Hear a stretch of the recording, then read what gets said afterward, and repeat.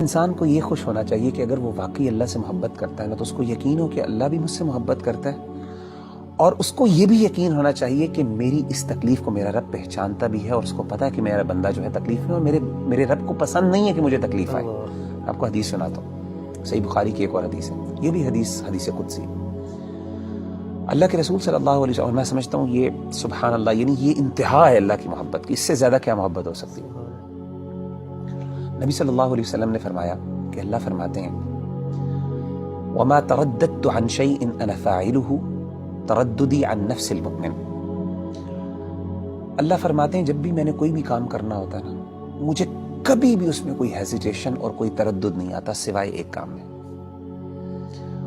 یعنی اللہ کہہ رہے ہیں کہ جب میں نے یعنی اللہ کوئی کام کرنا چاہیے، اللہ کو ہیزیٹیشن کس بات کا، تردد کس بات کا؟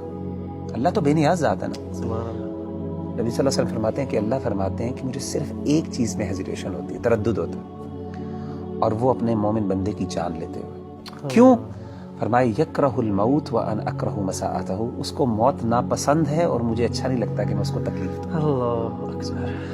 تو یعنی اللہ تو وہ ہے کہ تکلیف تو آتی ہے، لیکن اصل بات ہے کہ انسان کو جب یہ فیل ہو جائے نا کہ میرے اللہ کو پتا ہے کہ مجھے تکلیف آ رہی ہے اور اللہ کو یہ اچھا نہیں لگ رہا، تو میں کہتا ہوں اس سے بڑی بات کیا ہو سکتی ہے۔